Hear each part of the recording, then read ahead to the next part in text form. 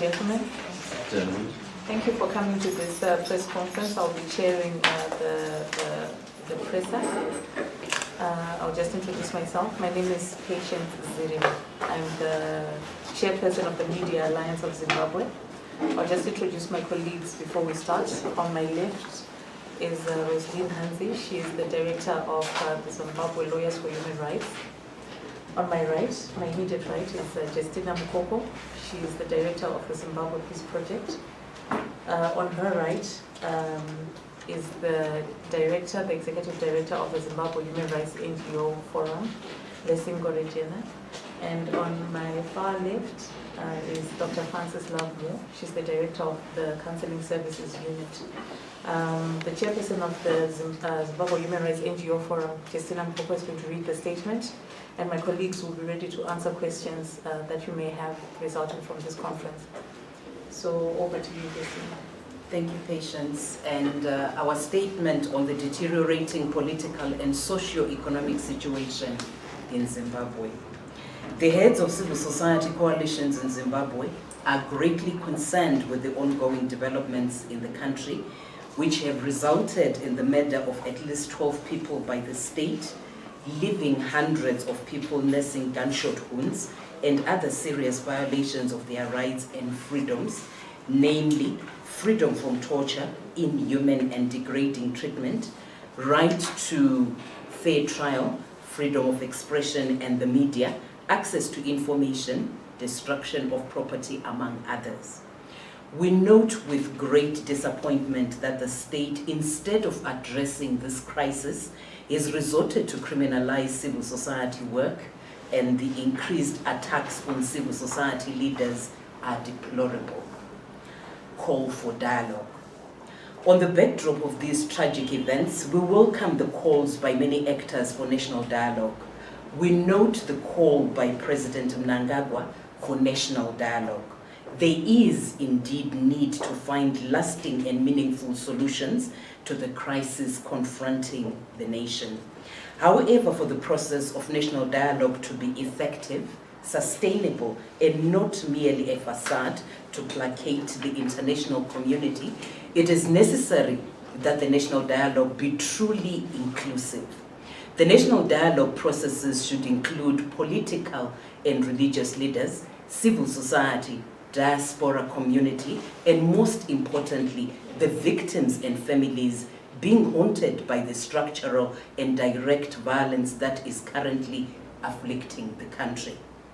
Other concerns. The proposed dialogue must acknowledge and chart sustainable solutions to the deep-seated problems for Zimbabwe, which are rooted in politics and the economy.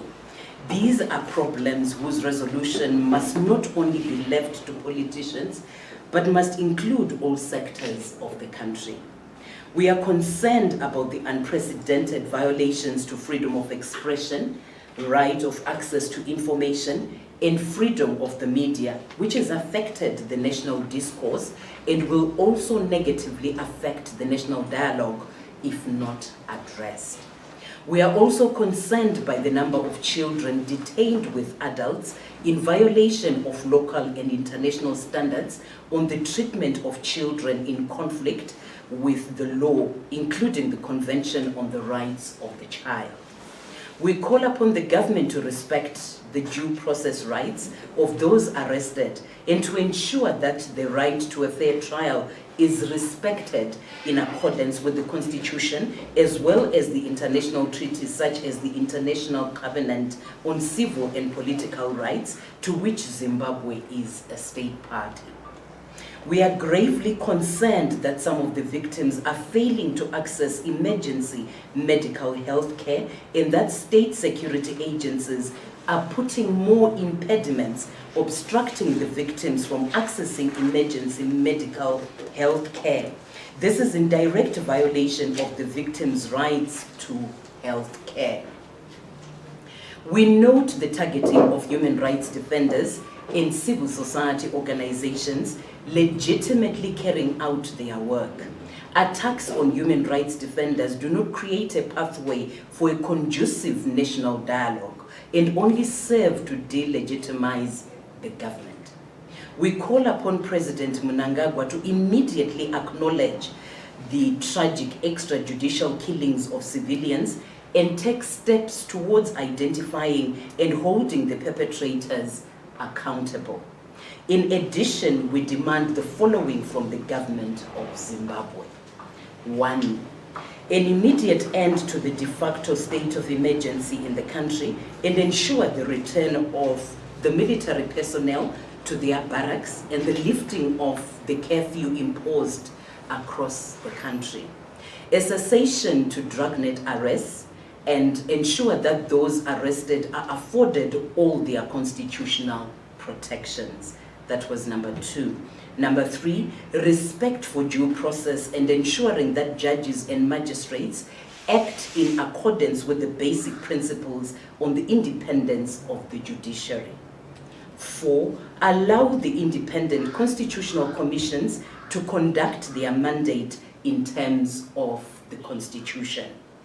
Number 5, implement the recommendations of the Mohlante report and conduct wholesale reform of the security sector to ensure greater accountability. 6, a return to constitutionalism and rule of law. I thank you.